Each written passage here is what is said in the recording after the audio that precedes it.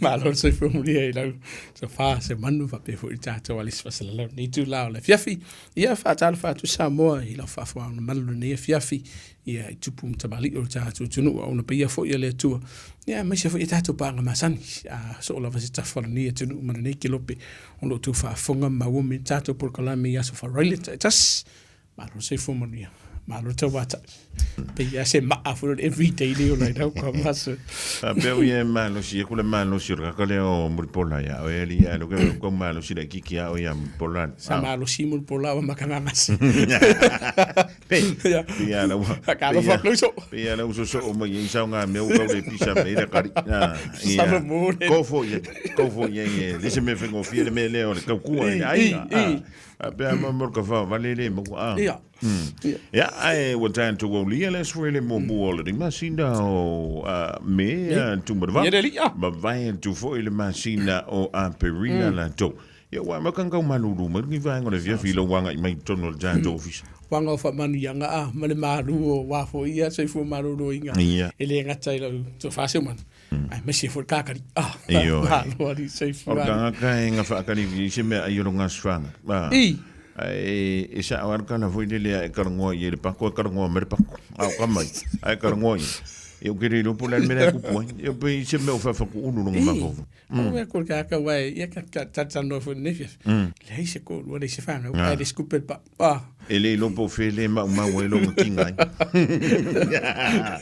ja fa ma no tu il riva ngole ja fi tu but tu longa la yin sine swinga mali wai sa di una dala le no tanto telefono tu lo fu ile to tele manu le tu o le yin ya la to fa ja Antonio fa tu mana tu foi stemmi ja pol kala mele riva ngole ja mana ia le fu fanga ase man ana i vai ngala fo e long pudi el tatu tunu ia ta tala fo le tatu le na se tatu fa so ia pa fo inicio vai ngai mana mi so sani tatu tunu tatu por kala me nef ia le o tau ini fa mo mo tau alu la no so ringa tu la fo no le ring machine fo wan tu mo va un pili ia man tu o le fo tu a matale machine ia ai pe fo una tatu tala no i time gosul e sau wale va yaso sau le masina mo na foi fa fita ulia ai o lo fa tu ia pe ni si so nga tu la fono ia ni si so nga tu la fono ke lo po ma mai la va nga le fa ti no i so nga tu la fono le wa mama ai o va yaso nei ia o se va yaso fa yasi tele o ta tu ta va li la bebe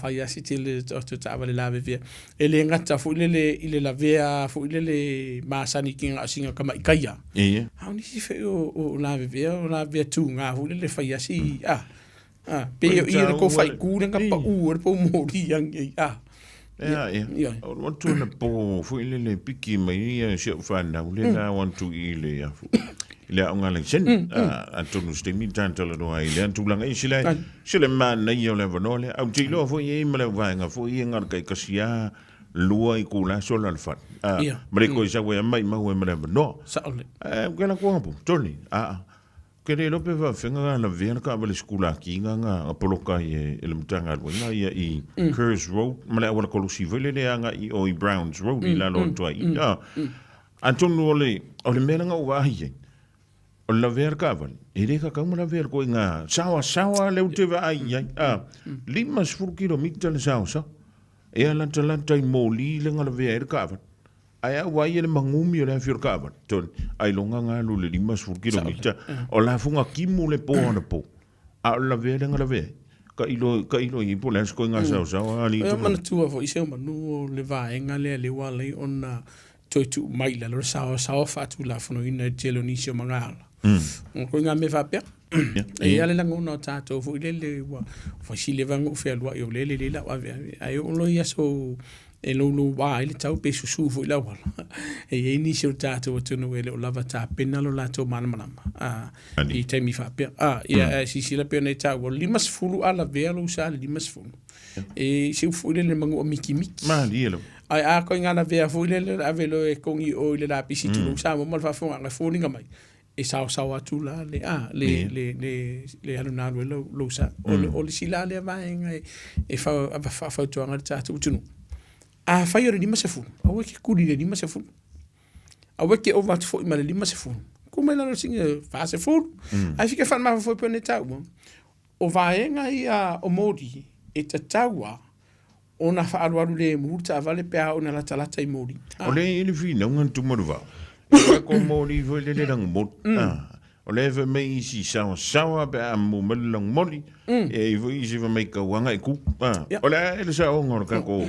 O le ranu mori ia, o le whaelo ilo pe ua tau mai ato. Ua te tau ona whaale mūru ta vale. E te Sauni Samoa. E te tū le leile vaenga lo I ele mōri lea. Mali saunga le mū. Mana tū al tulafono e manino al tulafono. A whai. E o mai lo sa stal fatai tai pe ko e lua mika e o mai mōri. E mu malang mōri. E ma whai la lora tulafono. Ona ea. Ona ea. Pe a whai lea. E te sila fia. E leo saunga le mū. Pe atu whafua sa ilo sa. O I whai la. E whaonga I fo I male vāfu I le lo ta avale te tauna iei. Mai tua, wa a kia waku whafua sa I ruma ono mōri, ai tu lau sa mo ai laku aso so aku ko o riskawari. Tu salava pe tu whafua sa I ruma. E se sea o e leitua. Tau wana mwhana Ia, tau na whana tu. O risi na vaenga. E iei lato, o leo umumun mōri lana mōri. Ai pe tu es fulu mitau o tu I ai whangar vai pingsi. Ai papar vai. E maua lau sala sa mo. O vaenga tonsi fia tato tunu. E maua lau sala I lo walu. I le mōli lana mōli. E maua lau sala. Pea e alu. I le mōli lana mumu. E tu tusala li lau whai o salanga. Kai fia ni tumaru. Se rau ni masfuru. Ona wha popo I rola. I le mangai points. Fo I lungo lo suafa. I lungo lau sala. Ai mana tu. E le te whai e mōri. O le mea mata. Sa o loko oi. Ai fo I le vaenga I fautuina I en matanga lunga. Te ato tulu. Pe mea mata Samoa, e te tau wā ona iai pēa se fuwhanga I ate oi. E tau whaale mūro sa waile lo, los whafua se eme au kawha. O vaenga la I e tau nisi whia tātou tunu, malisi vaenga. Te tau wā ona tau sisi I le vā whaatulafono I no tāwale. Ole, ia wā ia se umanu. Ma le whafonga tātou tunu. O se vā pito I sili ona sefi. O le kasi le lua ka vale vai o malisi ka vale le numa. A o ia so timu, ia ula vai ia Samoa. Le lua ka vale te vai, a o le te mi whaatu ina lau tāwale. E mau ki ngā se se. A e se e malo sila fia, la se sa mare mu. Koi ku waku la dea, ai penga le lua mi karwa, ia ka lo whana, ia. Ia le fsili le sa ulunga I tanto pengu te whaila, ia tu manu vau. I whamai le fsili, pole ale sila silan tulafono le pasika. Ai wha o fio fia tu I vau tāwan. Ole ansi silan tulafono. O lai whaatanga. O lai whaatanga le vaenga lea. Mana tua o lo iei la fo ia tulafono whaapitola fo leo no fo afia lo whaonga ina. Ta fo ina e mole lako indicator fo ile te mino I le valea. Ai whamono mole Samoa. Au kia vea kulo sa pasi kia ngofo loka o omidisi piko a. Au lisi fo ilea walanga o to o tele le tātou o tinu. Leo lo whaonga ina. Ia ulafi. Au o fe te tuli lo sao. Walu pomoni se manuma whafonga tātou turu. Ini nei mawai asu o mawai atu. O le te lei o ila tau sa lawe vea iluno o ilungo o wilafi. E kūrua leola mare leola tūrau Samoa. Ia wai le se me whamboe pe e la vea. Ioi, a wai e le taimi fu le le ma fau. Ma manatu o tātou tunu. O le ie le pūlo, le ai, o le pūlo. E nā ona pui ai tu lo wau. Ke ua whaale kongu kele. Ai wato o tele fo ila tau e ma warso e fua. Ona o nisi o manuanga tūnga. Ona o le vaenga lo le wilafi le lato te whaongai. Ono na winga la whamon mole. Ano le mu. Ai o le whautuanga fo i e lato. Ai lungor moto weke veko la wosa. Me se wilafi o kafa whamon mole. Lalo tulafono in whiona lato whatino. Ina le vaenga. Pe a whaidea. Lato te iloa o lo saunga le mu on whatino. Ia, malo whakatang. Ia o fui me ia pakai e tu i tawa le ilu o mori. O ngā elang mea maka me le me tu i le pasika po le wila. Ia na fui mai i le me ku e le pasi. Ia, ai se koe whamanga ku mea naka ko ti lua. Fui le mali ti tolu ari tu manu wau. Ti lua ti tolu. Ti lua ele ko ruas fulungi si tono tatu ta vale. E nā o le to lua pe o vatu fo i le to lua. O le ti tolu. E nā o le toa tolu, e le ilalo I fo le tolu. A le tolu ana ilunga. E mana tua la vaenga ia. E tele na whao ngā e le tātou wa tunu ia lein sia po o mga ala lea. E le mawhai o na whao ngā ina le mo rifo le mumu le fisu ia I ka avari. A e sa roto lava le alwa ta vale ia no ilunga o lona winga Samoa. A fetsi sila tu e ti tūru tātou awala. Whamon mo le wha mauti noa. E to olua o to I tono ta vale. E mana tua la seumana. E iei le taimi. E le mawhai e le camera le po le me pu ata lo tu I mga ala ia. o ngai loa mai lum kum ka me kilengo fai kur ka vari o no winga mai si mai tau no to lu mai e te lu mala fa fiale mo le mele to me titi to no le kasit o lalo la vai o tulafono ia o vaenga ia o kasit po no for fana ia va ai nisi o le fana we awana i lalo i for le fito sanga te tau no fino for ko le fiko sanga kai per ka kama o ise pero ase po so fase fu se ver kama ki ngo ise ka e nisi o fana we fito to sanga pe lima foi ai va velo la tupu mali o lona winga sa mo po mato o te tau na fa ngai ne le vanga fa le ko le pusta si mana tua o nisi o fana we i le vanga le to le capsule no fo le pese fa of ale fana e piole atoko me verina ave mosi sa ole e mara tu ala vanga ia e le mafai ona e fa sana ina le fana anga iluma e te tau ona fa sanga tu mai le te tau ona ia se si le fana e no foi le no foi iluma le pasesi e te tau ona no foi tu e no foi lo pito tu ona lo le mafu anga tu monu wa le na le te tau ona fa sanga iluma ia le Antone tu o le pepe. Mana tua se manu mal fa fonga samo o le taimi te tau tu ina de tavali. E kau fai mingo maulu po ao fo o pase e ao fi mala tavali. O le fana e mo o la tutino. O le sivainga. O luma, o lo ia e back so tavali. E ono la matia suffocate ai ia le fana pe mole le fana e fai fusi mano lo si pe o ina papa ia ato ia e avo ia le o lo na winga e ta taulava ona fa no for fana u fa sanga tu moro la tu sanga le o le sila vainga o ia ini sir tato tu uvo le wo ka meki kashin fuspa e le fa tanga ina le vainga moro sanga le mura vai e pian tato tala no iva so mo vai atu sa warka va le lima o fo sa mo fa mo mole lima de basis e le lima e ngo fo ai to avalu tato basis ai va fele tu langa le o le inicio lo fa ya me le o le tu o fa na wi tono ka sit ai si e mo war sala se la lima sfulu mai ono moli ai o il fam sinonga i le vainga le mana tua sa mo mala fa fonga o e la vita vale o ila to i lalo i fosuma le valuta o sanga ile ino la to fuspa o menno fo e fa ya o sala ia mani mo lo tato o tunu se fulu valu anga ilunga le o ta o tanga tamati tu a fa yo pase se fulu valu anga ilunga ele se fuspa e le se mela sala le ka vale sala la o a mo la la sala se la lima se fulu o i vainga ia tauna silsile tato tu o fa ngo fie ona fai vaenga ia pui mai mata fi mertato tu male mo sala ai le vaenga le mana ntanga no male malo e ala ona fai tu la fono ia o le saunga le mu male fa sa ino le soi fu tato tu wa si sila ia samo to tele la to la via elen fuspa ele si ke me ke ia de kulo samo le upu esa po mai fa e sau pasi mai numar ka ko ki akala ma to telefone ni la to ma wo so fu ono le fata mal ba ngala ia fa ngo fie e ta una ma te tu ina ta to tu no ba sa ngole mu va fe pe anto lima no fo tu manu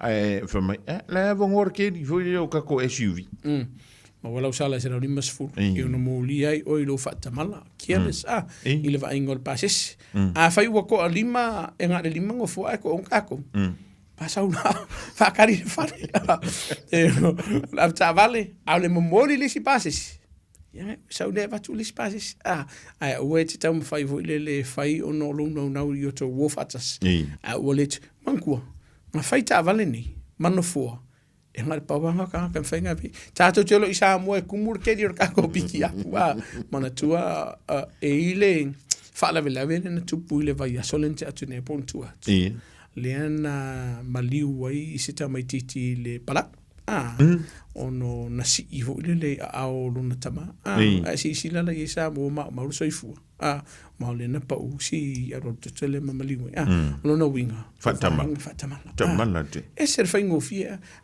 tama aru kinga fa ka foi fa kamiki o ke masal salo o ke masal salo ile fia le me tu manu ora o de ka sei ala ke ora wori ile lo ke lo le fa foga ma le fia fingi so le se o sa i fa de Al whaingo fia o le toa tela o tātou tunu. Leo lo lātou whaatino ina pia le vahenga lea o le ta si o ana mawhana. E leo ko Yesu awanua mtanga luanga temine. Manatua. O sori ngā tulafono nei. E le aise awanua o tuetu ina mtanga luanga. O lo wali mori mumu. O lo leo sta ia whailo ilo ma tulafono le awala. O le ailo no fua le whanau po o lo fuspau. Ma le sao sao. Nei la se vaenga koe kua ioi. O vaenga ia o lo mau le awanua ma sosoani mtanga luanga mo i Samoa. O le ai o soula i sene. O le le Warren of Fitness. Ma le le listala. E mau le sosoangi hui le e kua koe whapea. Lus furuvaru le limas fuma le ono aso le latu atu ia te oe Isaac. Kia re whape portawa le whailu lai sene pe whai fo ia nisi o vaenga fia whaile. A o isi la sori ngā tulafono pe ono utaua. A o fia e ma le whaonga ino o lau telefoni. E le aila se avano e tu atu ia te oe e tu tongi la walau sala le vaenga le. Ma lo wha. Tang, ia, antono nawa manino le whafonga ngal tātu uturu le vaenga le fifth. Si vanga dauna inisi vaenga e le i whaia le tātu malonong pupu wa tu mruwa. Tali mai, ya na mai lo se fisili, o mai se fisili foi le ta ua, mai iso na nga, ai awala merko nga fisili foi ngere, o nga wale vanga isi le fia i erkat. Ya ko mai foi mai mau ko ka komingu ke la ka lima tu mo. Ya, ta silva nga le fa mon mole se man. Samoa o yai beru to telo ta tu tru. La to telo vilina mtanga luenga le taimi la ve ya la tu sa i lunga la wala. O te tonu fo e le nga lo fo tato tunu. Me se lava pe fa pe o le Samoa.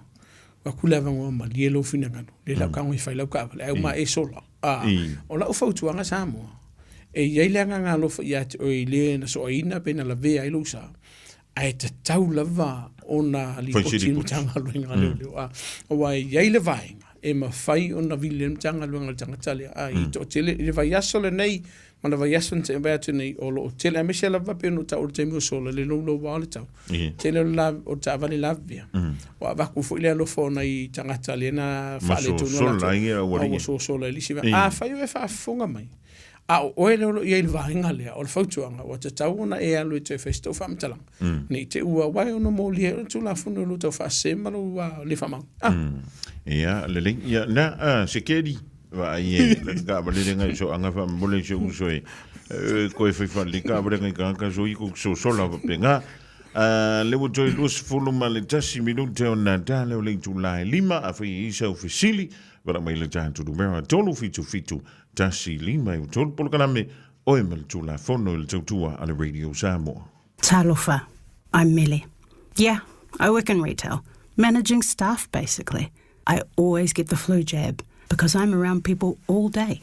One of our ainga ended up in hospital once, thanks to flu. She had asthma too, you see. And Mum and Dad live with us. So it's always good to be on the safe side, right? The flu jab is free for many people, including Pacifica, aged over 55. Book now with your doctor, pharmacy or healthcare provider. Welcome to the Coco Samoa. Welcome to the Coco Samoa. Coco Samoa Youth Show, Saturday from 6 p.m. on Radio Samoa, 1593 a.m. Yeah.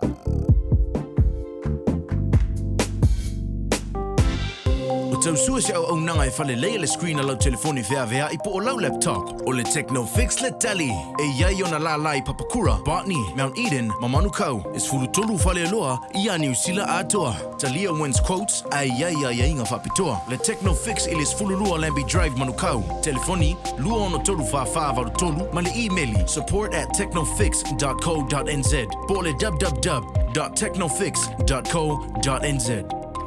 O tu fesili lo mafau po a tonu lava au nanga le UTOS. O le whaputu ngā tupe teu whawhai ngā luenga o mawenga tausia Samoa. Po le Unit Trust of Samoa. E teu whawhai ngā luenga ina Seleni Company ese. O le teu whawhai ngā luenga ino lau Seleni. E mawai tupe whasili po dividends. Whapea foi whamanu ia ngai ala tu i le sisi o le tau au ngā po le value. O au unit e tau sanga te tasi. Mo nisi whamatalanga ia mātou o nanga. Mala au maile o ono valuli ma lua ono iwa whaiva. Po le o ono valuli ma lua iwa tasi siono. Petanga ia nei le www.utos.ws. Pe emaili mai le info@utos.ws. Po le Facebook ale UTOS. Le Unit Trust of Samoa. A smart investment for a better future. Tasilima I Fatolu Amo Radio Samoa. Toi tali mai le polkala me Oe Male Tulafono I le rivainga le fiafi whaatutia e le sunga I le I santini siniele e talenga fo ia tumarvau Siki AH-SHEW. Numero telefoni I tula mai le rivainga le fiafi tolu fitu tasilima I Fatolu le wai ele tanto tumarvau talofa. Ia watoe mo watu talofa. Oi, talofa. Talofa, ia toi talofa. Malor soifua. Sorry, malo seu. Malor soifua. Ja, oi voor de sof. Oi. Ja, malo seu. Ja, langie mama, oi voor de sof. Ono. Anno, ia. Zou nou hier le sungale di santin? Eu pensei mere ma che video poi. E pia se fare maniune che ruo vedi ma ja lo faccio. Ja lo fa. Ta lo fa seu manu. Ma lo so I fuata fuori sua fatina. O tongi pau. Ia, sau no ia le sunga tu morva. Ia, fa mole o la ta fesili le ali malu. O le tamaititi le ua fitu tausanga e no foa ia longa ia pustia. Ja, mana tua le vai nga le ua ia e fu peno tau te mo sola. E fu I le tino le tamatiti la ua ia. Le tupu le tamatiti. E mana tua la a fai e initial fana ue e fai si tino la I ti mai la le fulu kilo voi. Wata tau ona ia se vai nga ka se pusta sit. Mana tua le vai nga le tina. E si nga le piko I lalo e tu o le tamatiti le ona fai ele ona fuspa. E fu le wangi ia fai nga kam ki fuspa. O mo mai tongi pa. O ma watu au le mangala o ofisiri fa mol. Ia. O le o te fa longa to le sau no mai le lima malu le malu fapia. A fa no fota mai ki la iti foi. E fa sa sanga I tua. Ia. Tina, o le Al fa sanga la le tua ai mana tua foi o le no fo umile no foi tangata. Le tali tu pen tu manuva. Tina o le vaenga le ia fana ia pepe me tolo samo mal fa fonga. O lo no fo ia lenta o se manu tai pe on fo na ia mo se pe no fo o le no fa ofu fo ilia o ele o mafai ona no fo la to le o fana ia tele lava mai le as tasile aso anga se vaenga o le lima le ono masina po o nisi fo o fana e o la talata le tau sanga ile o mfaina no fo le lo ia lava le vaenga le ta o le capsule la po le no fo le o vaenga lana e te tau na whaasanga I tu a whaila wana no fo le whanau I lunga se o manu e tina ia tongpa o lona winga e whio na whaasanga I luma a e le mawhai o na whaano no fo le no fo la I luma I au ta whala vitabale o le wa umawa atu a wa a fa pe fo le pe ona e sa no mai o le la wa umawa to ta mai ti pepe fo I em fain fa sanga tua wa mana tua le no fo o le ye le fa lango fo ile a fa pela un ta mai ti fo yo ta ma tua lo nga fa sanga tua e tu ta ia vai le no fo a le la wa umawa to ta mai ti pepe ia fa fe tai le vo mala sili a fa ronka kiring fa sanga ri ku ia ma alo va tu tongi pa io ai langa ta wo sili tina ia tu pa ia pena ta wo te musona mo ila mo fa na pepe ia a ele ta un fa sanga I nei no mal fa na o tu ila to no fo le capsule ma lo va tenta lo fo toto Talo fa se man. La mia mamma. O fo le sua fo. O Miriam ma lo so fu ma wole vedo. No se fa fa kai lava mo lo wa no a we se la ka o. Ai a bon mole ya. O lo fa le na o so fa ia ele o le wa ia so ka wa. O le meo kupu o le fanga me ka alo ai lo ne fi ma sa ka fa. O le ali ile o ngalo le fanga me ka alo le ele o le ali o lo nga ka li ile ki e nga sa wa ngalo I o le mea wa ka alo ile o de fi le fanga a woli poki next door le femba yo o le fanga le whanga moi. Yeah. O lau ke whainga ruenga e vili ako lau whanga u whemba i o leo wa li o mai leo whafo le pā o lo whare. O le mea lau kupu. O mai leo wa li i wa whahandcuff umakwa se whanga u. Aru ngei e le se whaka makua. O lau kengi ki makua le iei i o lufu lima kausanga. O handcuff ale o le meo ke le fia ai o nganga sau le o mai le solo leo le ma o mai kia ngalo whare. Sau le solo leo ko ule whanga i le mua ulu o lau ka mai kikila e moi. O le furuwaru kausanga e fia whamule mole a pe i aise a wala kake koe e su ai le ko inga me whapea langa lau fine au te lako ele aise whanga i lo wharea a mo kwa i kumu ale o leo a pe i a leo kwa inga lai ai mo kwa mauki ngoa o lai o ma ele mana to le tofi ai le swafa o Miriam mana tua o le vaenga le tonu silfia le tatu tunu se uma e leilo e au po se whanga me ta alo po se whana mo i fo i olo usetas. Le taimia, o le te mana tuana i a tātou pulkalai mo mawai atu. Mari. Le nā watu whaafautuanga i le tātou atunu, a mise lava le whanau. O le taimi lava e te uina le whanga me ta alo lea. Whaku ai loa le lo le whanga me ta alo lea. Pea vai. Pea vai e mawhitango whimtanga luenga leo leo. E ofo i ko inga whanga e afu le laititi. O tō tele fo le soi fuoma mawai. O le vaenga la le pi, o le vaenga le ua whairinga i inga leo leo. Ai peo no whautua ina fo le tātou atunu. A faisa mo ke sida fia o le fatino ino le ngadwinga. E te lele mano e abela o faitionga ni tanga luenga leo o inala e mawhaia i la tau lea na fatino ina ngadwinga lea. O na wha lelei, matala. I le tato sporti na e a Miriam ma whanau. Le mafuanga na fatino ina i le ngayo inga lea ni tanga luenga leo. O lo iai, inunga lava i o ni tanga luenga leo le website leo. O lo iai le vaenga le ka o le complaints. A Miriam e mawhai o na ave i e lau whaitionga. O na mauai leo se tali me sa manga mautinoa. Mo Oe Male ainga. O ai pēno tau te sola. E lem o isi a whanga. O lai lang o le whanga mea ka alo. O le whanga mo? Mani. O le sina na vaenga e te tauona ma sila fia tātou tunu. Ai a te aula vaia. Molo mamala maa tili. I le vaenga na tupu ma le vaenga ma le mafuanga le mafuai. E mawhai i la lor tulafono. I laua i ate tau. O na avelau whasi anu tanga luenga leo. Pombo mai, Miriam? Ia o maua ko ma le si mele o kele fife sa kaunga ngai lo la ko o le saka ele o se fanga mo o le amenga le fa ia fa le mai ka meki ia la ko ma ka meki nga o le mako pe ele ma ngai la ga le wa fa mai mako ni street ele ma ngai la ko me nga fa ia e o ka meki la iki ai wale kala fea ngai ke ele la ko mele le mai ku ufanga I ma marka miki nga ole fanga ngwa kwa u a ko ngor ka vale le ma ki ngo ele o mau se fa ma nginga o le fanga ale mo ko ai fa le ngai fa pe se fa nga le fale ya pe no ta wa mana ia le manato le to fini ve patina Miriam va ai ele pe ta fa langi por va nga le chale le ave la fasia wa va nga ia ele le ese le yo vanga le wa lu vanga tu pu o le faitio ina ma faienia o onga ma faini si tole ninga mtanga luenga leo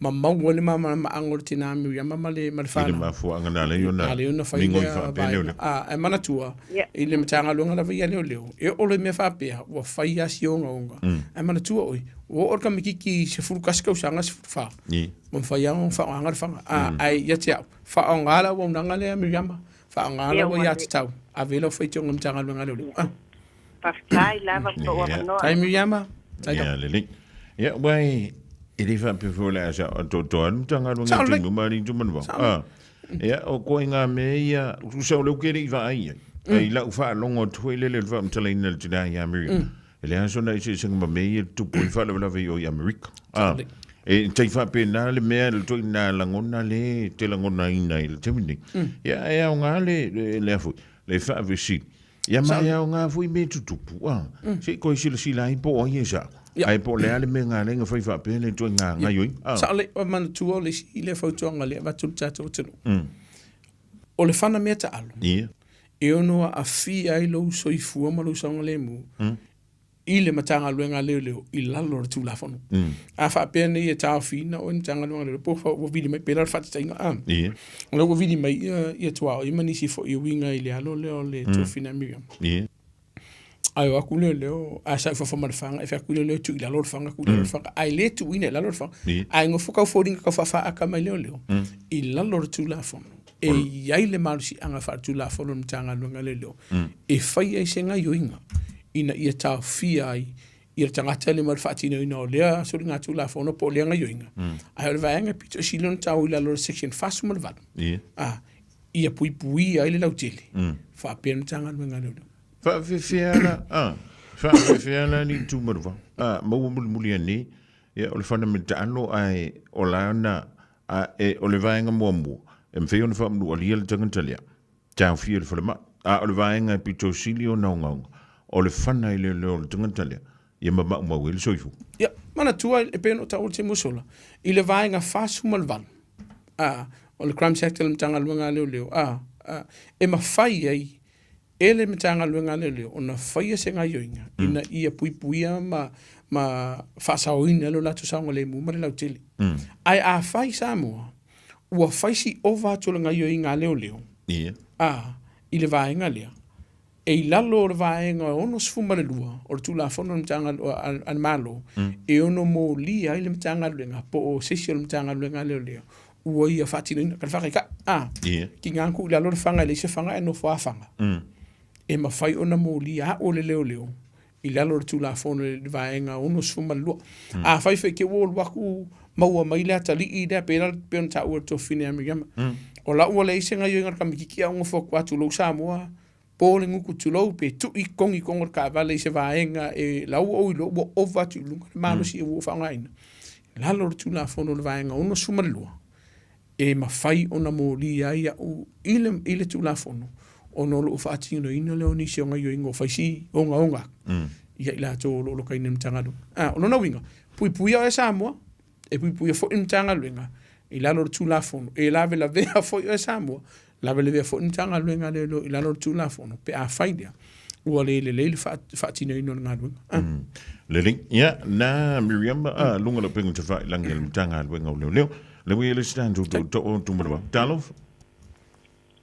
Malo se fua. Ia, langi e mama. Oi, fo ele suafa antina. O Selina. Ia, sauno ia, sunga le ritantin. Ia, whaafelo ai atu la sunga lea li tātini mea. Ia, o le wana upia vili atu ai ona o le whatoa maua se awa noa e whatal whai atu ai pesi e whamole mole. O le au te fia fili atu ona o se au tamatama o lua futoto sanga o le mea na tupu po a lua maasina taruai. Sao kusanga sao ngau mai malika ngau mai manana wo tama ilika avali ali kama ai o kusala o I o tau I se mea o le o luma o le toa sans le ngai o tau nga maua I nga whaakua I le leo le ka avali o aula le ngau vili mai lau sano ngau lau ke miro moa o fio e viri mai ai le karia ko telefone ai la so kama le afia fuapo fam kala kumen tupu o me alan kupu fai mai pusol la kavale nga sau ku sa ai ke wa ka o fie leo pusala o le ali ile nga ver kavale o ye ona kavale o me ala lo ke fie file la sunga le ali sa tin wa o foi mai so kama ya o ke eu faz fua ai le isa o me nga faia nga fesili ile kamale ai le kaukala le o kamale o kavale ile lo inglis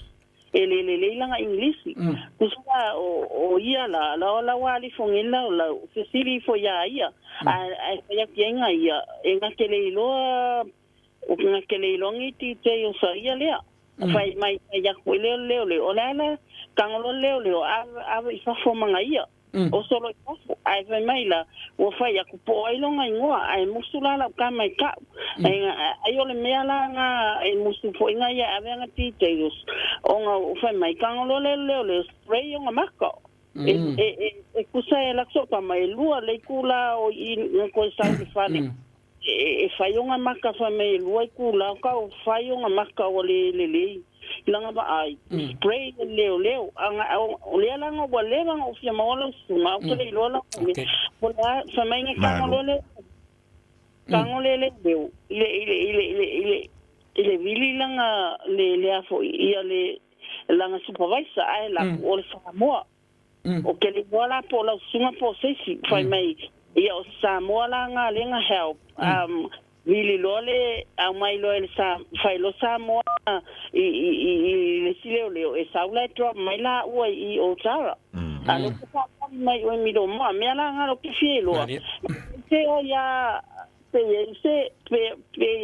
ole mea wa fanga I fuele leo so kama ai le o ia e onga ka ba le oi for so fatina o Selina mana tua e le mafai ona faatinoina in matanga luenga leo le vaenga le o le spray o foldinga e au noa ma se malama ma se taltonunga le matanga luenga le wala matia lo la tu saunga le mu o le vaenga mo mona lua I lalo le tulafono o le taimi e o femalanga inga o le taimi e tau fina I o e leo po o e ona ina ta vale po la ke ave ka vale po ni si fo no fo tono ta vale e ai le vaenga e fisilingi ai oi I au fa mamonga o lo waso soifua o lo was fa nau manatua ke lo I le vaenga ele o fa matalaina le tina e ai longa fo e lo sionalo ni si vaenga fu le ta film tanga lo ngale lo tanga pe ye ni si vaenga o lo ye ni su engan tanga lo ngale leo ia o fa ngita fo I Miriam o ya se ni ma fa fo ta tu tunu ka ko kele I do fo po ani ni tala no anga malinga yo inga fai e lo walu ai fai ngofi le avatu la numera ona umano por kalamena e vala au mailia ia a tatala no ai tua mo tano I siaki I lunga tanga luenga leo I lunga la vira sistema leo ona o ilolea le vaenga sa or vaenga na tupu le mafu anga wale ona fai le anga yo inga tanga luenga leo atina ia o le mea konga le ngofia mawaila wa fai ai ele ke ya fai leo mea nga ia Selina o lela mai anor por kalam ona vatu no la ia le numera tu manuva ia ona fai le lo tana ia e fa te le vala mai ia wai e so se mea tu manuva ke luai tu le tana ele me funga ko avenga kala kasi ala va vena bola stala mai le ai ave ona wo ele case ia por le fai la fo ki ngale wai e mawa ko ngoi la ngale a wo pai ale fa tu anga fo ila tina ya se le man fa fa ta tu tu fai ke si la fia wale o sao ia ave lo fasia io ave fasia a wo no fo a wo no fo fa nga te taula wa ya te ta ai a wo fungi o ka ko lapi e se fa sa mo lungo ka ko penga fa te fa ilangi tu manu ia o lo ia vaenga ma faina mo so sani fo le ngana I lungo lo penga te failang ai a faile ai o la fo ia la te fena bal awe ave la complain fo le lungo lo penga te failang le lik antono le tan to muli le wa tau mai talofa o ka lo fai ia to tu ta si le vanole o le numero al sunga le santini au ke vidi mar ke miringi o le fai de porkala o le olu tasi o valu fai son e ngar pa wala ngu mela le kolo e o la uya ngu mela o kele mai ka wali ya no ke mai ka wala ngu mela ni tumu o lu tasi o valu fai va tanto to muli talofa lava ma lo so fua tapu le so fatina Olav ia sa no ia ma lo la vale sto fua mana ia por kalane o sa futuanga la va ne su e so tato sa o ngole awala nga e su ero tato sa o tato la velo ma it's so important and ngole awala e ile tanga tala in pia mari sa rola ia le averta vale au tato ne o le o ke o tato ma fofa ia tato tu ava no langa o le sa ole tangata inu pia ia po ni tangata fo ina ftato a umana take too long na urani ia ni fala au fa pena o ia le ona tupu me lu le ala au lola ia le wale tui moli wale kiwai au tato la vai tatau ona tato no sa tato ave fa tau tai lunga le hala pei foi o tato fa longo I me o tupu ia o lo o yai o vus yai me uma lavo tato a tato voi fai tato lai seni ia e fai mai a lima se furu de kilomita alo ka wa lima se furu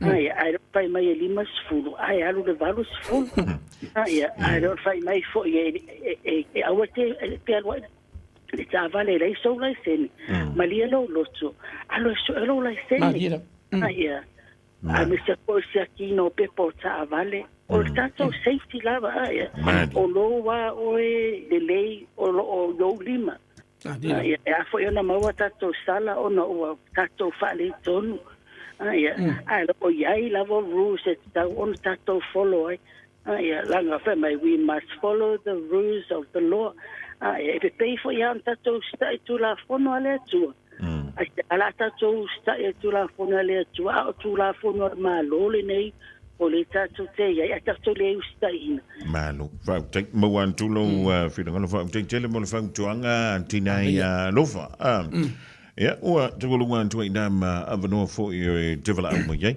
ai afi o dai ila peni le te mini o nei telefone ia bona fo I te ailili fia tu sta vale se si ainga tango I lau telefoni fa ma wi fo I la lo numero han sunga le sa tini olu tasi iva tasi o valu fa iva olu tasi iva tasi o valu fa iva fia fo I tu la ia o la lau telefoni tu ma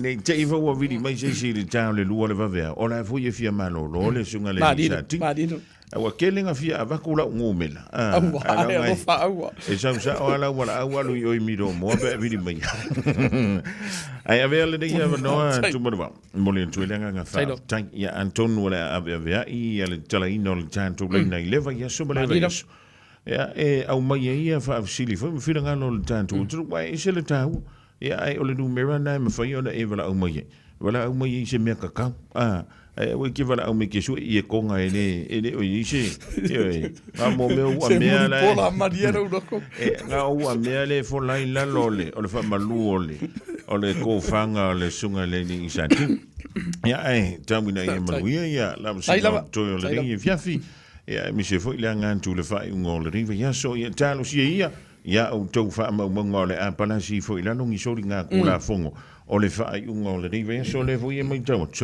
o la foi si mas se o lunga wala tu mo va ai la fortuna tu lunga me le tanto filo ngele so sai manu nei tu la fiafi e fa tai fo Samoa lo fa fra e sen mana il vai ngalen tau o tina ya lo fo nei fiafi be on tatu tala noi te mu mo vai o tato por kalami o por kudi lo sa o Samoa o lo sa ngale mu ma sa ngale mu tanga talo tele o lo yo aule o ile lo fa fo ina tatu ta vale po sa fo ya a nei fiafi mo de tu fa tai tata o fa sa lau fa pe fo I ia lau to fasi manu ia mo le no fa au ne fia fritato por kalami e tato nunga ia lo wa ngama e inisio va ngai mama la tato tu on tato por kalami ne fia from nia le tu I va ngai to ne fia mo si weekend fia mo se weekend manuia ia o le vea fo le ka fa le ko ngure ka Isaac au sa al fati from nia le tu ne fia so I fu me manuia